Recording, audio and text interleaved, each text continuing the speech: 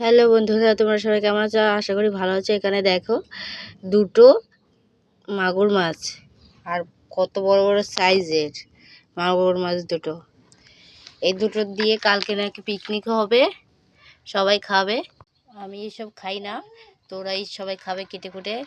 আর কি বড় বড় দেখো, কেবলই বাজার থেকে নিয়ে আসলো। আমার ভয় করছে ওটা নাড়াচড়া দিতে, যদি লাফিয়ে চলে যায়। দেখো কিভাবে সাপের মতন পেঁচিয়ে আছে দুটো, আর তাকিয়েও আছে মনে হচ্ছে।